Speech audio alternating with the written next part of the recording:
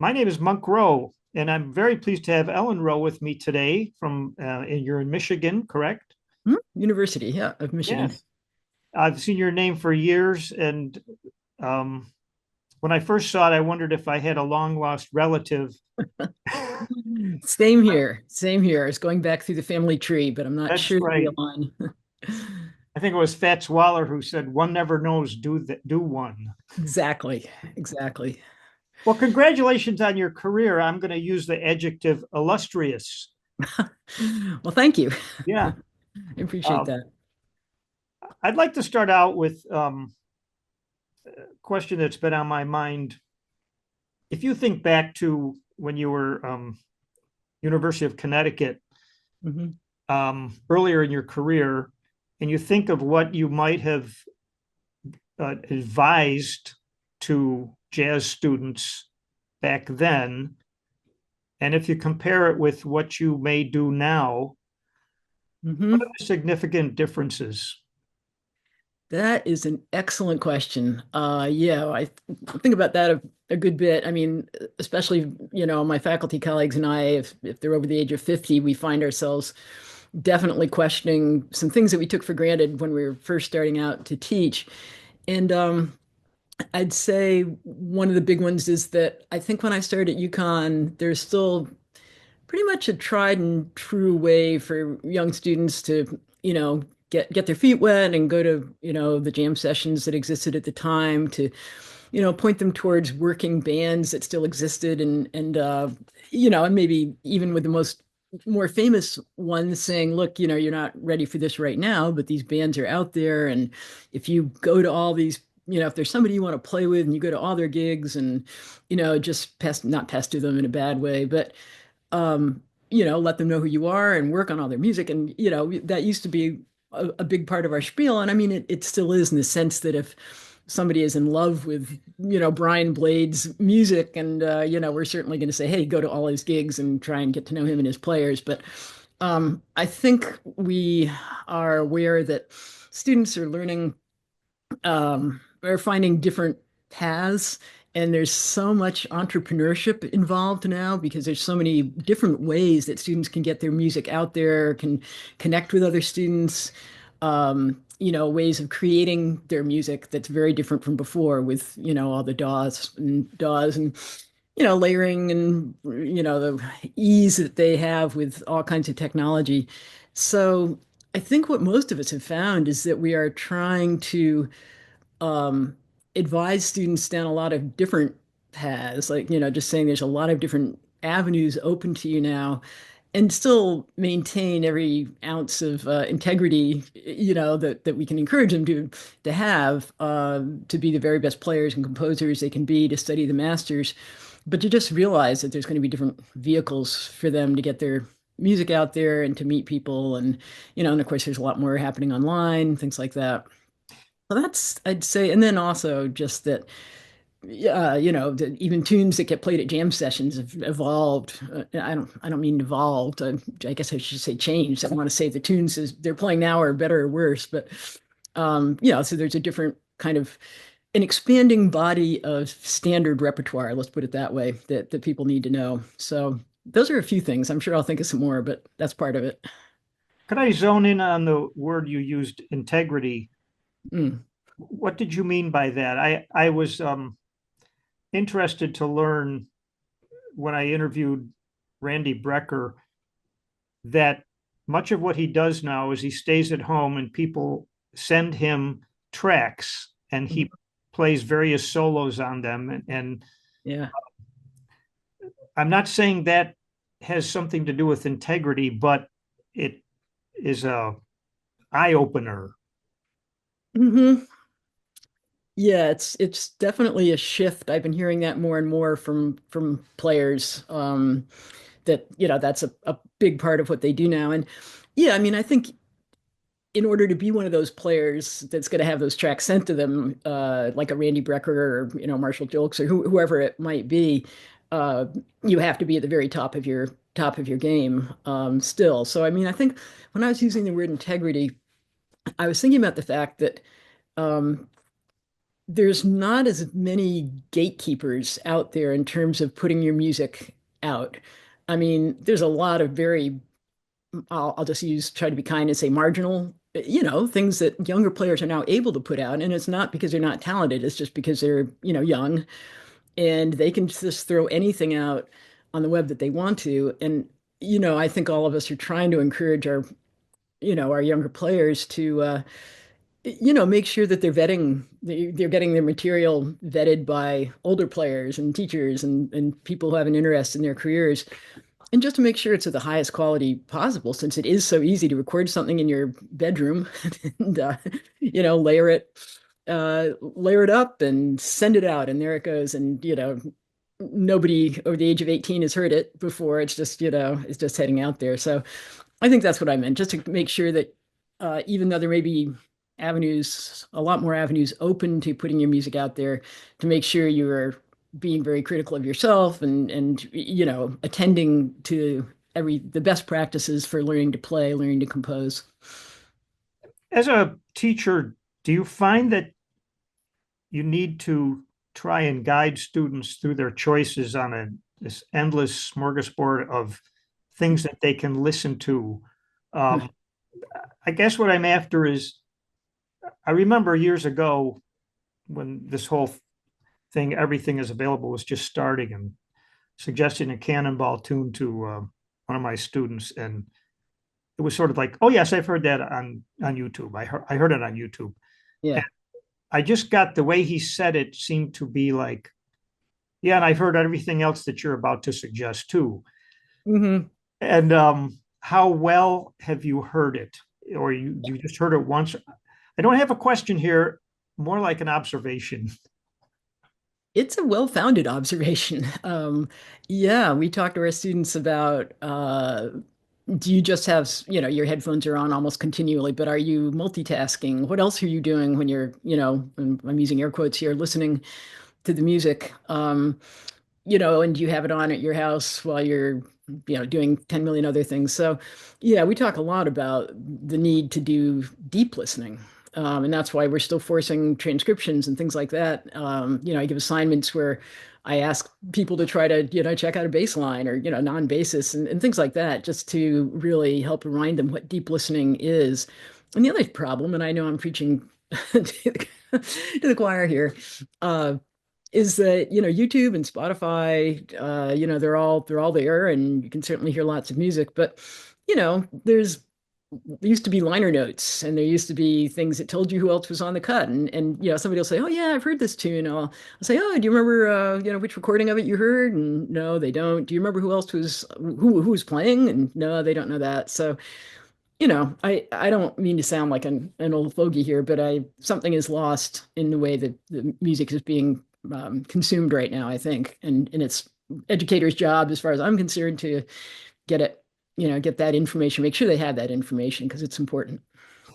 It's very interesting how um, you mentioned deep listening and how connected it is to technology, because I was reading your bio and it reminded me of how I used to learn songs from records. Hmm. So, I want to learn the bass line first. And there was this constant putting the needle down, getting a couple measures, picking the needle up. I Yes. mean, that was deep because Yes, you had no choice. It was deep. exactly. Exactly. Um, yeah, I remember my cassette recordings I had of Marion McPartland when I was trying to transcribe her solo piano albums, and it was push and rewind and push and rewind and push and rewind. And the other beauty about that was that one tape I remember in particular was running almost a half step sharp. And I transcribed a solo piece for her. It was she used to do these portraits of her guests sometimes on the Piano Jazz Show. She did a portrait of Dudley Moore. And I painstakingly took that sucker down. I could not believe she had played in C sharp minor, but if she was Marion, she could play in any key. And sure enough, she goes, I could never play this or whatever it was. And yeah, she had played it in C minor. And but that's that was a lesson to myself to somehow find a way to check those. But yeah, and I got off track here because I had something else I was planning to say. Oh yeah, the drop the needle. Um, yeah, I mean, I always kind of say that, and especially in my jazz pedagogy classes, I say that jazz pedagogy is a double-edged sword because we have all these technical, wonders at our disposal. We have, all the streaming sites, which of course I have very mixed feelings about, as do any other composers and performers who are not getting any royalties. Um, but there's, how-to books and how-to videos, and there's all types of pre-transcribed solos out there that people can use, and etude books. And I mean, I think they're all out there being put out there by very well-meaning people, but I think we both agree that the way you really get at the essence of what's going on is to do this deep listening and to teach yourself, do the transcribing yourself, not play somebody's transcription that's already out there. So, I mean, I think we need to honor the roots of the music by doing as much work by ear as we can and take advantage of the pedagogical benefits, I guess, if that's the right word, of having all this material at our disposal. But uh, think about the way all the great masters learned. They didn't have Ebersol play-alongs and etude books and pre-transcribed solos and things like that. And I would argue that their method of learning, created the masters that they are. So yeah, I could go on and on about this, but Who are the great masters for 20-year-olds now? I mean, we moved from generation to generation. Coltrane was the the zenith for many years. Who do they cite now as their influences?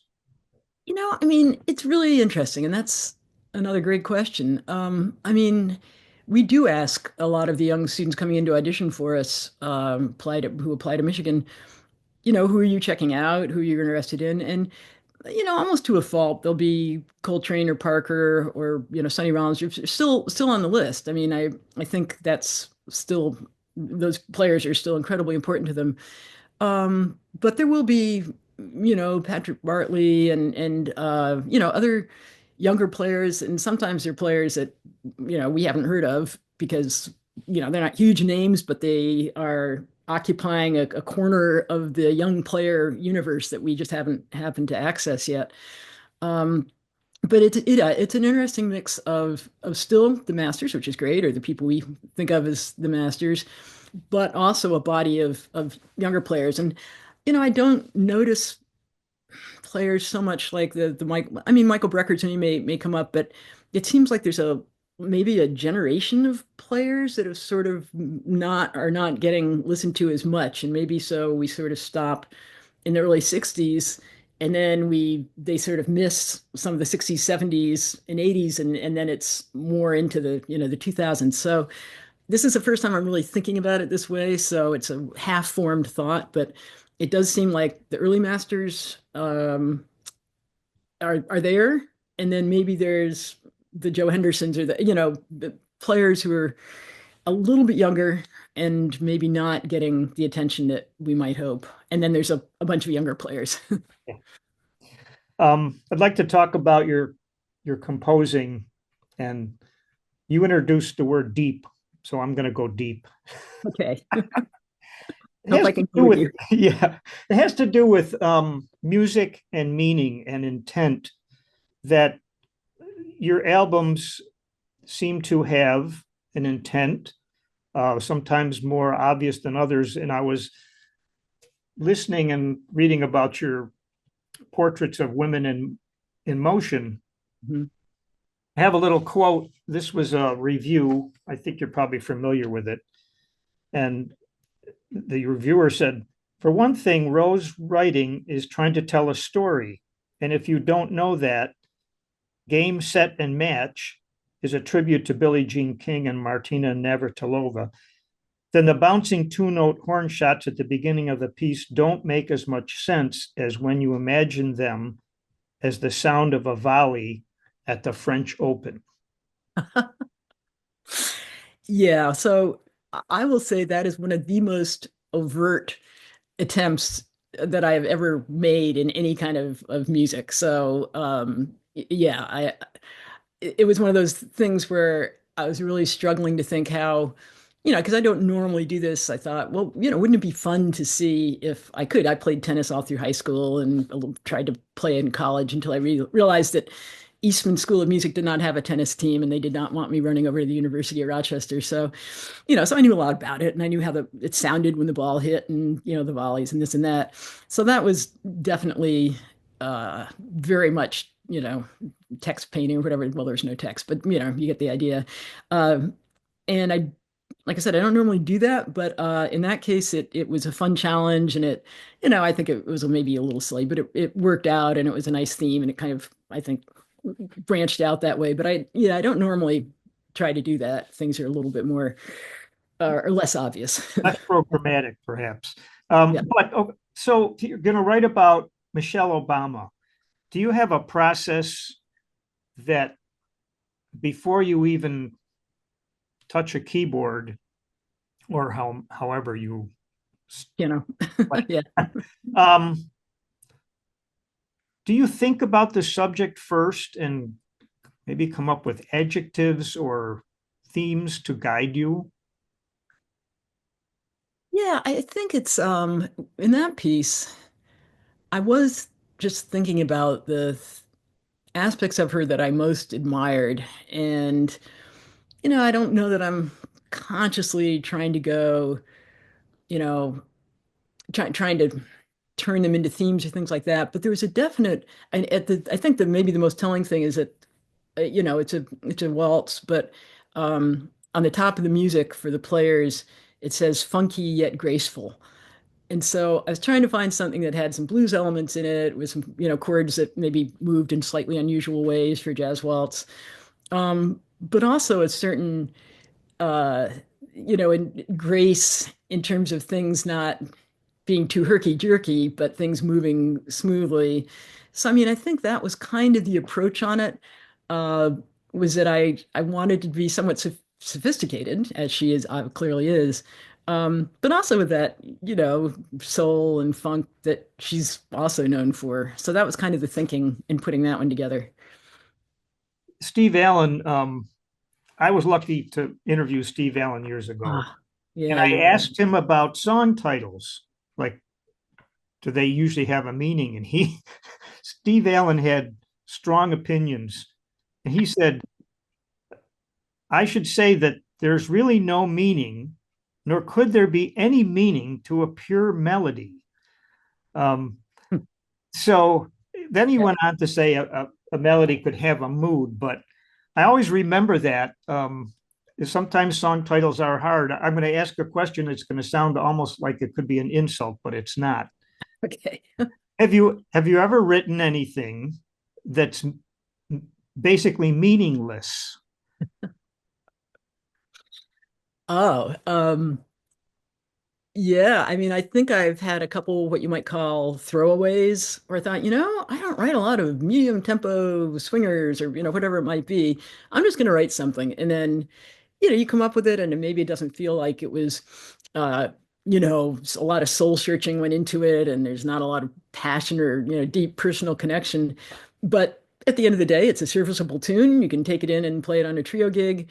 And at that point, yeah, the title becomes, oh, well, here's a good example. And I actually like this tune. I like the way it came out, but I thought I just recorded what's hopefully going to be a new quartet album over this, well, actually, no, about 6 weeks ago.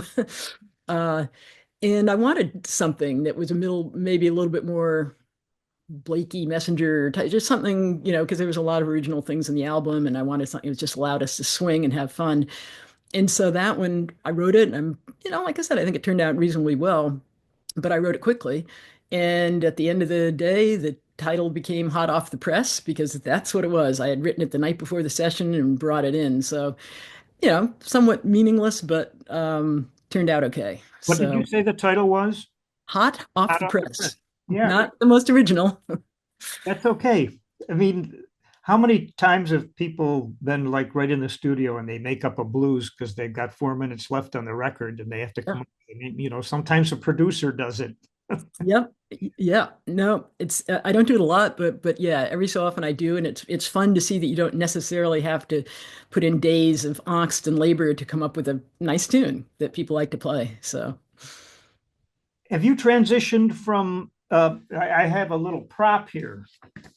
This is a Thad Jones arrangement, small group arrangement for Joe Williams, and uh, you know, nice. it's the real thing. And I wondered if you've transitioned from the pencil and score to Oof.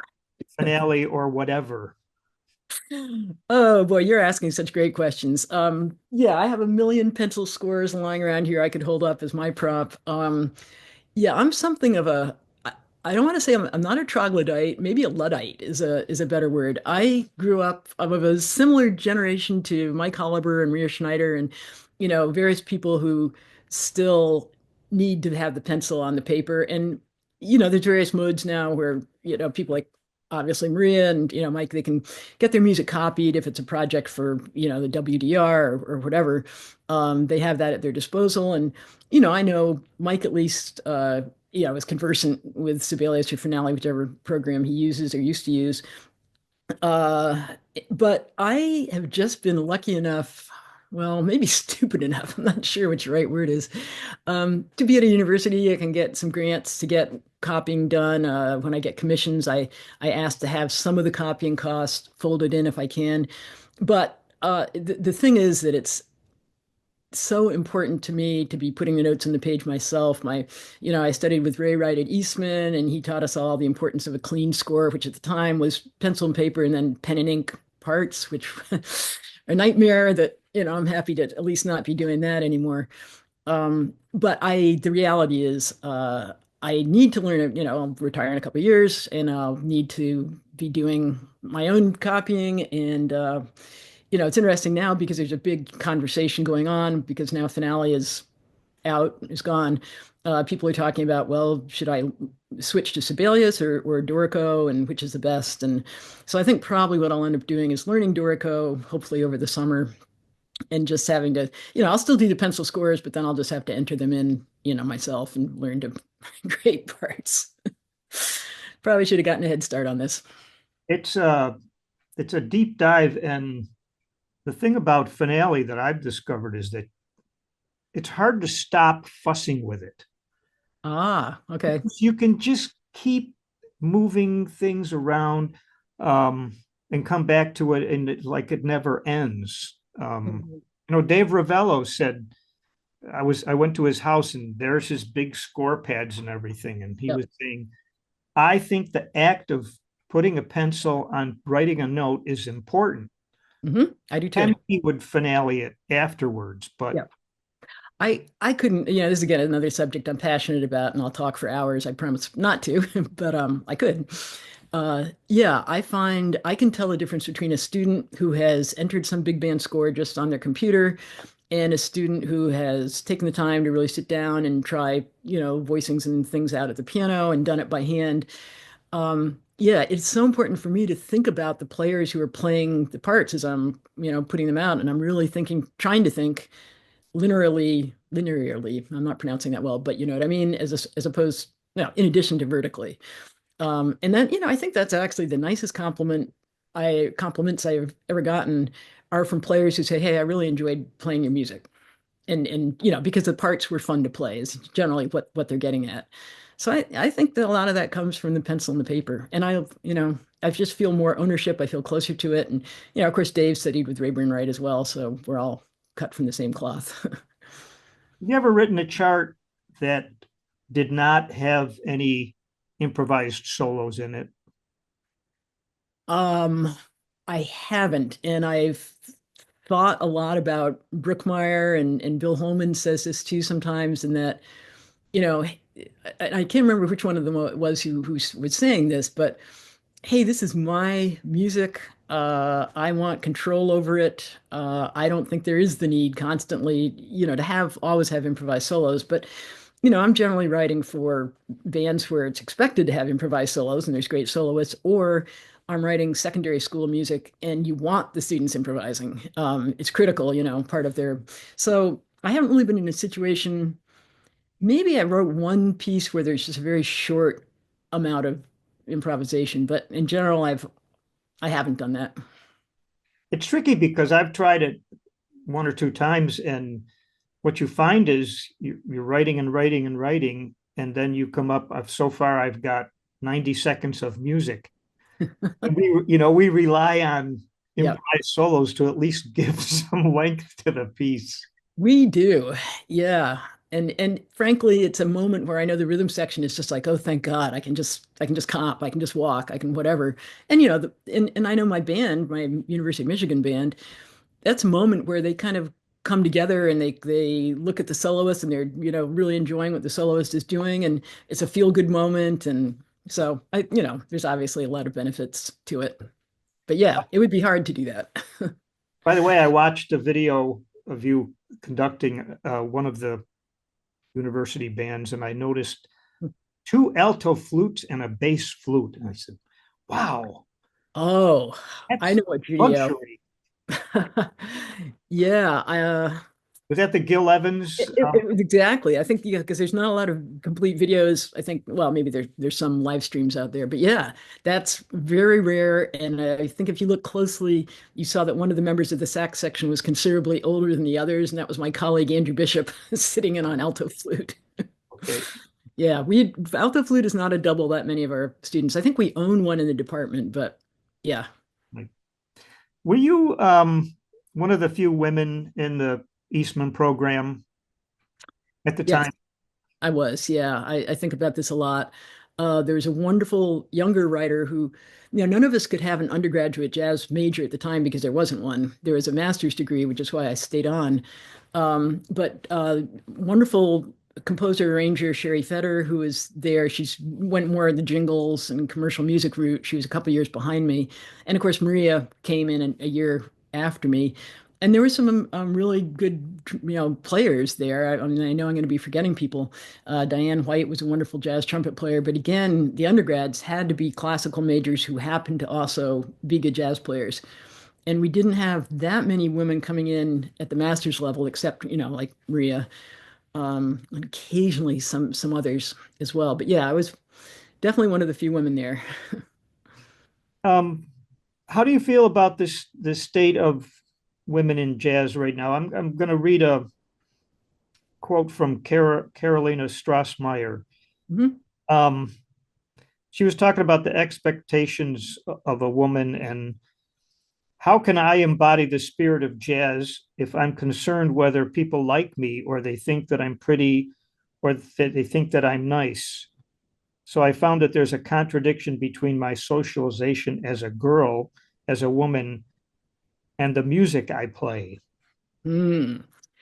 Well, of course, needless to say, I think about this constantly, especially with, trying to get a lot of young women in our program, which we've been, I'll say I've been pretty good at. I think we have 9 or 10 women in our program of 55 students, and that's without a jazz vocal program. So those are all instrumentalists. Um, yeah, I think that's an ongoing concern for younger women. I think it's less of a concern than it was 30 or 40 years ago. I see, a lot of my younger women students are just really, gung ho, and I'm going to be who I'm going to be. And if the guys don't like it, that's too bad. And, things like that, which is, I think is great, because the guys don't have to worry about that. I think the situation for women in jazz is getting better and better by the day. I mean, we still have plenty of issues. Just around looking after ourselves and, safely and there's still, well, I don't need to go into it, but there's still issues of of women not being treated as respectfully as they should be in many different types of ways. But I see a lot more young women playing, getting the encouragement to play. We had the most applicants for the Sisters in Jazz Collegiate Combo Competition, which I oversee for the Jazz Education Network this year that we've had. I think we had over 50, which is great, and that's a really positive sign. So I think things are improving. I think a lot more is being written about it. There's more awareness. Um, and I counsel my young women to be, strong and stick up for themselves and play the music they want to play, express themselves the way they want to play. But yeah, it's still hard. There's not quite a level playing field. Have you ever had to have a discussion with skeptical parents about actually their son or daughter going into this field? Sure. Yes, absolutely. And Michigan being a, research one institution and a, obviously a excellent institution for many different types of things, is a place that students often will come and double major, sometimes because they really have a passionate interest in both jazz and something else, and partly because maybe their parents want them to have the, well, it's hard to know which is the backup degree sometimes, but they want them to have that other degree so that they will be insured of getting a, a job when they get out. So when we have those conversations, we talk about the myriad ways that students can earn a living in, in music, and the fact that, we have great a diversity of musical offerings for them, to follow, to paths to follow once they come to school. And then we have things like our entrepreneurship and leadership program, which is going to help give them business skills. And, there's between composing, arranging, video game music, teaching privately, teaching, academically and in, high school or college, performing. There's just so many avenues.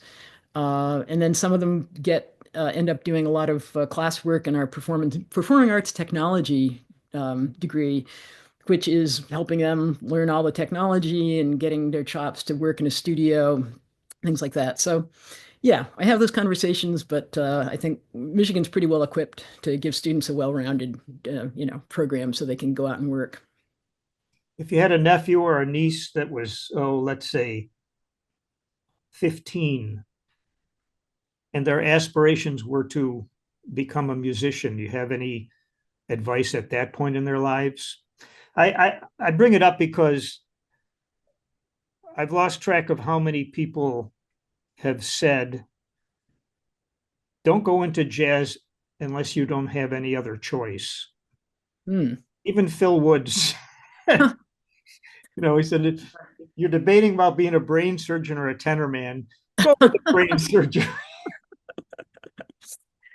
Yeah, I mean, definitely. You got to be passionate about it. And it's just, this is not a complete flip side, but I've also been around John Clayton when he has talked about students saying that they're going to go into, they're going to do jazz, but they're going to do music education as a fallback. And he's saying, okay, you're a parent. Do you want your child being taught by somebody for whom education, teaching is just a fallback, something they didn't really want to do? And so, he's really strong on if you're going to teach, you need to want to teach and really love it and be passionate about it. And I mean, I feel the same way about playing jazz. I mean, if you've got the drive and the burning desire, I think you can do it. And of course, talent helps. And I would encourage you to do it, but not if you don't have that. Now, if it's, if it's just kind of a hobby for you, then that's great. It can always be a hobby.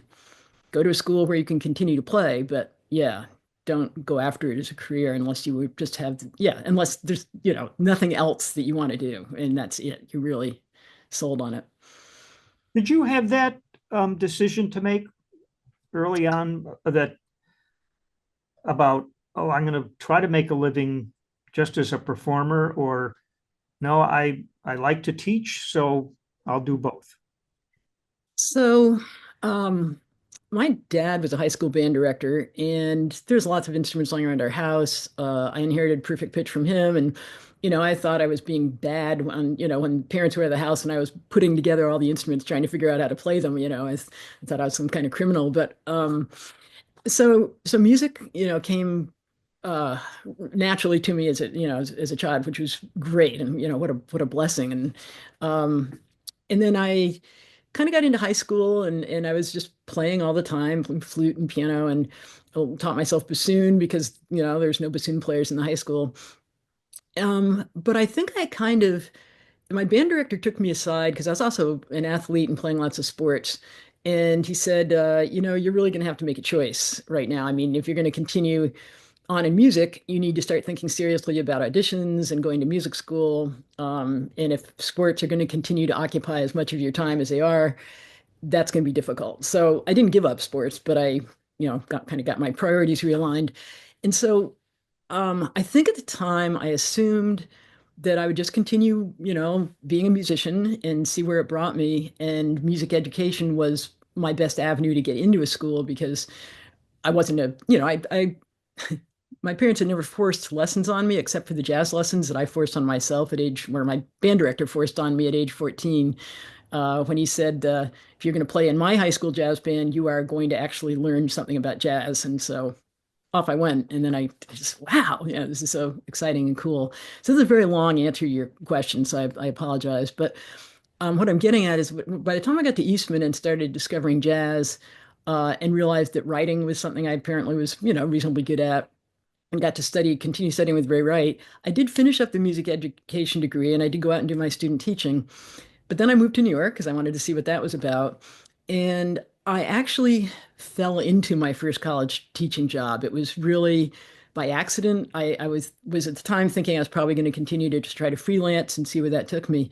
But I was working on the SS Norway on a cruise ship, and I got I don't know what I don't know if it was a telegram at that time or what it was on board the ship from Ray Wright saying that University of Connecticut, where I grew up, was going to try to start a jazz program. They had an opening for a half-time person. Was I interested? He had recommended me. And yeah, one thing led to another, and I ended up getting that job. And like I said, I kind of fell into it. And always been interesting to me because I had a therapist once who talked about the fact that many women, maybe not so much now, but at least when I was growing up, were, as she put it, contingency oriented. We go from contingency to contingency, dealing with each thing as it comes along instead of going, I want to be Joni Mitchell's musical director, and that's what I'm, whatever it might be.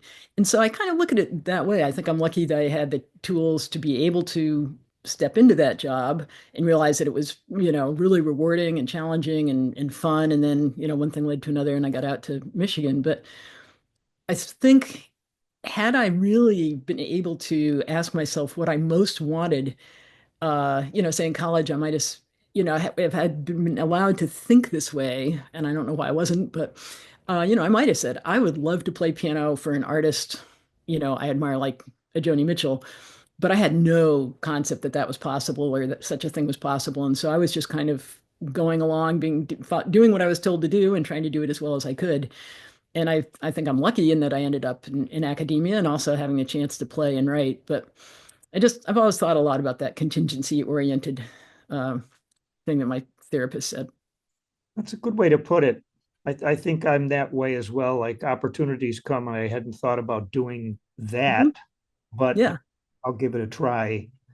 right, You know, right. So yeah, Eddie, can you not recall complaining. the first time, the very first time you wrote a chart, stood in front of the band, and counted it off? Do you remember that feeling? Yes, I do.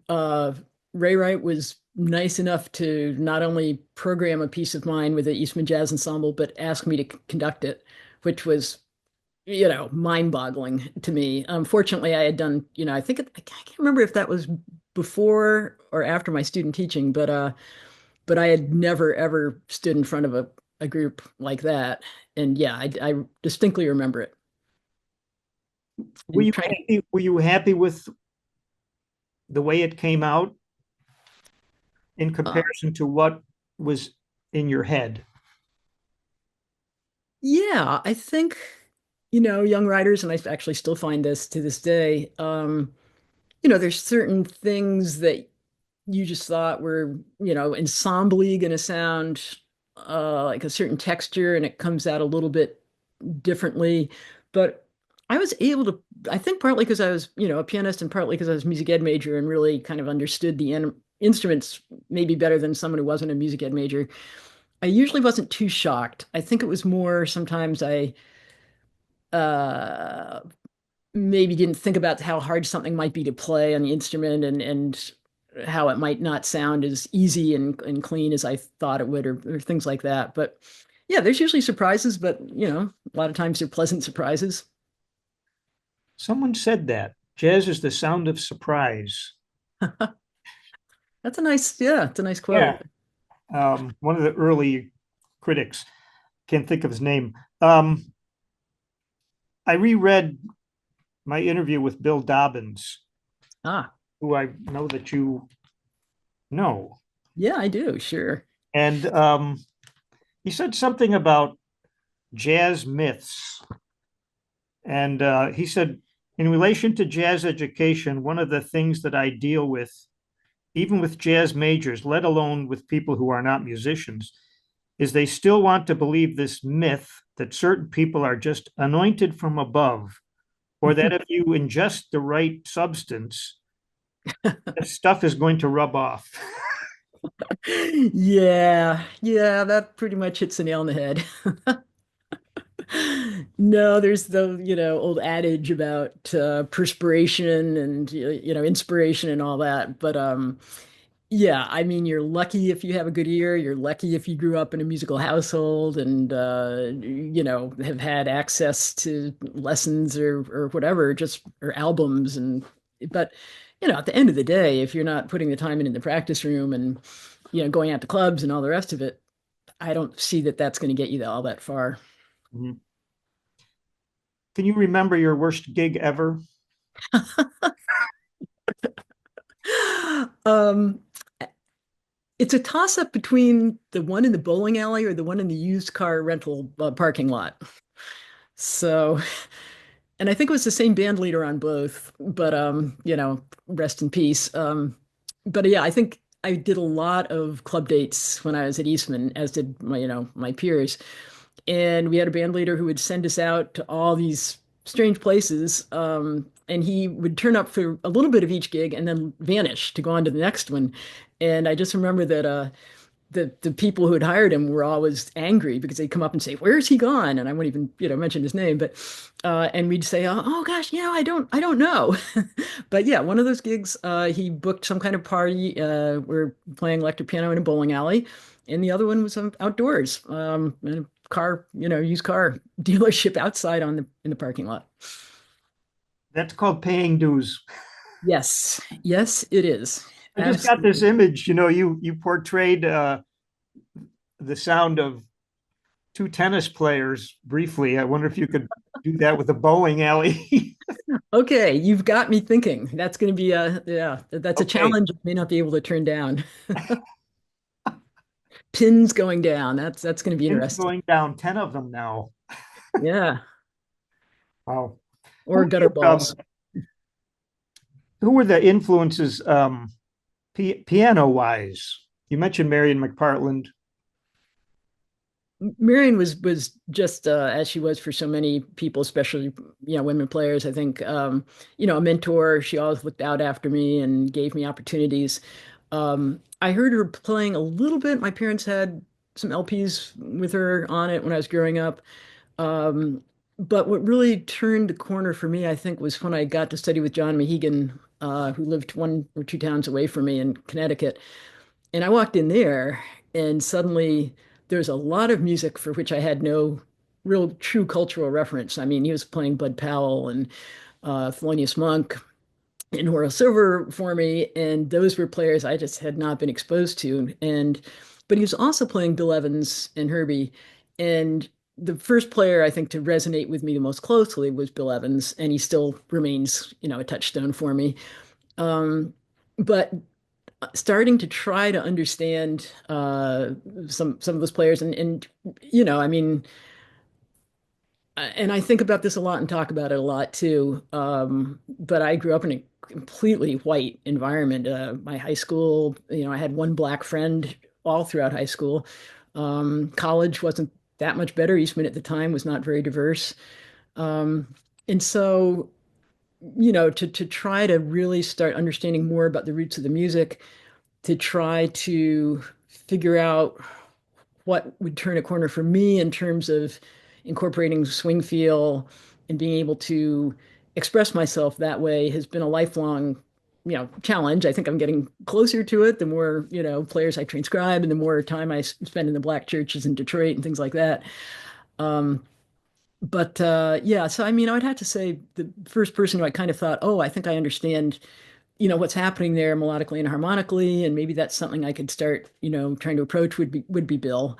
I love Keith Jarrett and Herbie's music has always just appealed to me on so many different levels. And now I can say honestly that I just completely revere, Barry Harris and Tommy Flanagan and, Cedar Walton and all the other great Detroit players, not Cedar necessarily a Detroit player, but Hank, of course, Hank Jones. And so, but yeah, Bill was probably the first big influence. And then, like I said, Marion just, I think I got influence from her as much from transcribing all her solo piano recordings as anything. And then, like I said, she was hugely helpful to me. She gave me the key to her Upper East Side apartment when I was in New York. I could go in and stay there. She had me write pieces for arrangements for some of her trio arrangements that she was going to be doing with an orchestra, a small chamber orchestra in Boston.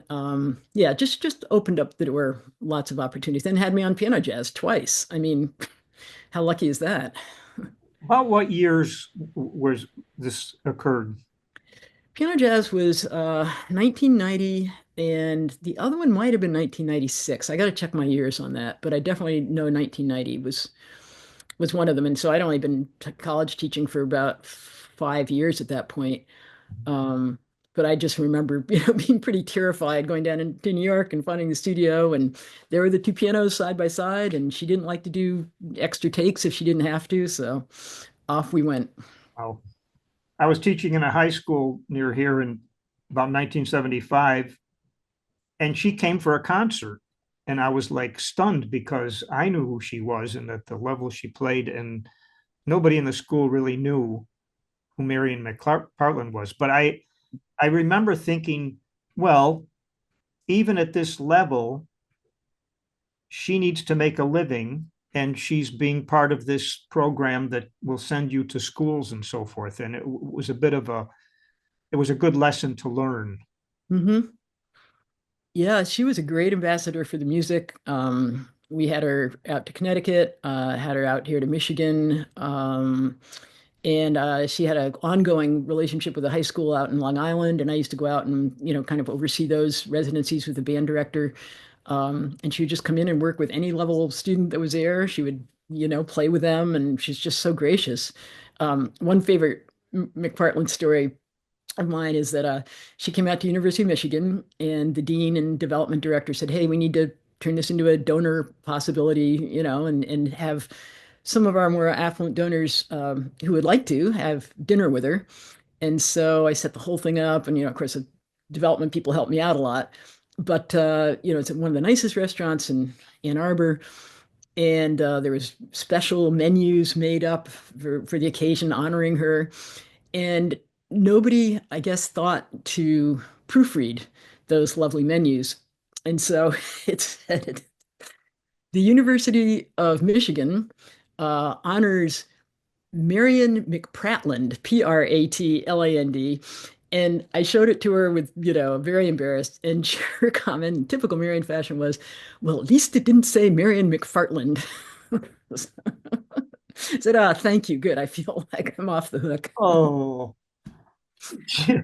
did she ever tell you about the time her uncle came from England, uh, an aristocratic type person, and came to the where she was playing, and she goes, "Margaret, do your parents know what you're doing?" It was so funny the way she said it, like, what are you doing in a bar? Well, I mean, of course, the thing that's legendary, one of the many things that's legendary about Marianne was just the mouth honor that you would never guess in a million years on the piano jazz show. But you get her backstage with her band or in a green room or whatever, and oh my God, I mean, she had a mouth on her, and she was not afraid to let all kinds of blue things fly. So Nice. yeah, I didn't get to witness too much of that, but the guys I've talked with who played with her on a regular basis sure have stories. This is a rather vague question, but do you think the political environment that's going on now will have an effect on your programs at Michigan? And coupled with that question is, do you think that sometimes we are in a university bubble, that we're not really in touch with what's going on outside the bubble? Well, again, amazing questions. One of the things I've noticed, at least about Michigan, is that there may be a bit of a bubble, but Ann Arbor itself is a vibrant, town politically. And our students, I think, in the School of Music, or well, an entire university, um, I think they're very socially aware. I mean, and I really should only speak for the students that I work with in the jazz program, but they're very concerned, about what's going on. And I think we're trying to encourage them rather than just, many of them, of course, are, fairly liberal. Instead of falling into a pit of despair, to use their music and whatever volunteer activities, community activism they can do, to try and make a difference and to see what we can do to enact some positive change. But I see a lot of, concern for climate issues, all across the board. There's concern, but I don't worry so much about the jazz department per se or the School of Music per se, things like that. I mean, we're well established. I don't think we're making a case for ourselves politically one way or the other. I mean, we're trying to stay neutral and just help support our students. Of course, the fact that jazz has always been sort of a I don't want to say leftist, but hotbed for people who have things to say and have strong opinions, I think is great. But I don't think we're going to suffer. I'll see, but I don't think we're going to suffer because of it. I do think, obviously, if you read New York Times, you know that there's a huge article on the DEI programs here. And while I think a lot of that reporting was unfair, I think there is going to be some pushback, and not just Michigan. I think across the country, just as the pendulum swings back and forth. But I'm not too worried about our program per se. Okay. I see that I forget where it was mentioned that you're here it says right here, accomplished outdoors woman, mountain climber and trail hiker. So Real. I'm picturing you. Can you remove music, something you're working on when you go out and hike, or is it always like intruding on your thoughts? Um, well, it's a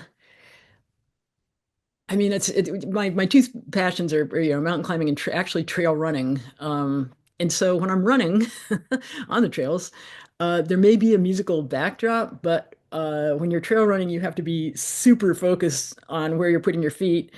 And so, uh, yeah, not so much when I'm hiking, definitely. Yeah, I mean, there's always something going on. And even with the trail running, I mean, I know I'm sort of problem solving, musical things when I'm running, but yeah, the focus with the trail running again, as I've got cut some scrapes all over my body from falls I've taken. But yeah, no, the music is sort of always there, just in differing degrees. But what I find from both of those experiences is that when I'm finished, there's a sense of perspective that both help solve musical dilemmas and personal dilemmas, even if I haven't necessarily been thinking about those specific things while I'm out there. But just for me, and I really preach this to my students, just being out in nature, period, is so incredibly important. And moving through nature, either fast, when you're running, or slower when you're hiking, um, just kind of centers me, and I find it really centers our students as well. We have a lot of meditation classes as part of our program as well.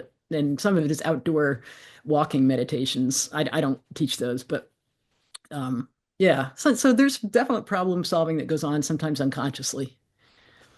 Do you like moments of silence in your music, or maybe not total silence, but thinking about layers and room to breathe? Yeah, I find in fact that my first tendency will be to overwrite, as I'm trying to zeal to get things on the page, and then I tried, and Ray taught us all this. Every time I sit down at the page, whether it's a tune or whether it's a big band arrangement or whatever, to go back to the very beginning of it and kind of sing it through, and that's when you go, oh my God, there is no room to breathe. I need silence here, or I need phrase extensions here, so that it's not bing, bing, bing, 8 bars, 8 bars, 8 bars. And that's where I normally, it's that process that sort of shows me that, yeah, it's overwritten or it's too busy. But yeah, boy, those spaces are so important in the timing of events and texture changes, whatever it might be. That's one good thing I found out about Finale is you could go back and take stuff out Hmm. and it's better. And sometimes you feel bad, like I haven't written anything for a while for the bass trombone. They're Yeah. just sitting there. Right. And, Right. but okay, that's their contribution. Is to just sit Silence is there. a contribution. Yeah, no, that's probably important. Yeah, I always find I'm rarely adding stuff. It's normally taking them out. And one of the things I find the most is that I write what I think is an intro and then discover it's actually towards the end of the piece. It's actually much more involved than it should be for an intro. And yeah, I'm always surprised at things like that. Did the pop music you listened to as a kid have any influence on your writing? It definitely did. And I'm still perfectly happy to just write a tune and in a style that might be more folk or folk jazz influenced or whatever it might be. But yeah, Carole King, Carly Simon, James Taylor, Elton John. The first thing I figured out how to play on the piano, kind of a pop tune, was Your Song, by Elton John. And I loved the way he played. I loved his melodicism. Um, and there's I don't want to say any of that music is simple. I mean, it might not be as many sharp 11s and flat nines and this and that.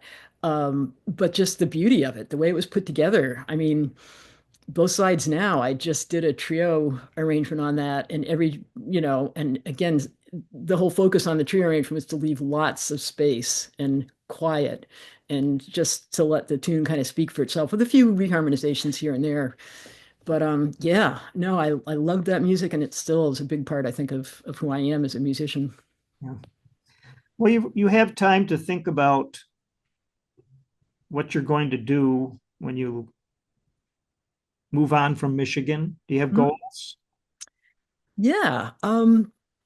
Some of the things I really love to do, of course, I want to keep playing. I would like to do more playing, really be able to have, some multi-nights in a row where you can really, develop your rapport with your group. So I'd like to be out playing more, and I'm hoping maybe this new quartet album, once I finally pick the tracks and get it mixed and all that, may help promote that. I love doing composer residencies where maybe you have a commission or a school decides they want to play a couple of your pieces and they invite you out to just spend a couple days. And that's really fun because you work with the kids in your music, you can hopefully play a little bit and just talk to some arranging students. I really enjoy that. So yeah, I think it's going to be, and I'm hoping maybe to crank up the amount of commissions. I'm not sure women writers are getting quite as many commissions as the guys, just putting that out there. But although there's some really positive steps, Brava Music Publishing, which is a company that's given over completely to women writers and arrangers, composers, arrangers, which is great. So yeah, and looking for chances to travel to do some clinics and residencies that will allow me to maybe follow the residency up with some trail running or hiking or something like that.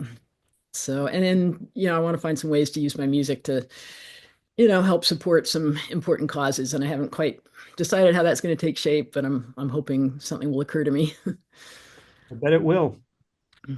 Um, Gabe Condon says hello. Oh, please give him my best. We miss him. I can't wait to hear how things are going for him and to catch up with him and just so happy he landed there. Yeah, it's a nice feeling that you have a positive influence on people and help them land a gig, so to speak. It is. It's yeah, nothing feels better than to see people who worked with you out doing the things they want to do and hopefully doing them well. And yeah, it's very rewarding. And it also makes you appreciate all the people who did things for you and helped you get to do what you want to do. So yeah, please give them my best. I will. Well, this has been a really enjoyable conversation, Ellen, and Okay. I wish you the best in your next recordings and your compositions. Thank you. And thanks for, the background. I can tell the work you put in just with some research and the questions are so interesting and so great, things I really love to talk about. So I appreciate that very much. Excellent. Well, I'll pause this and then we'll say our goodbyes. Thanks again. You're welcome. Thank you.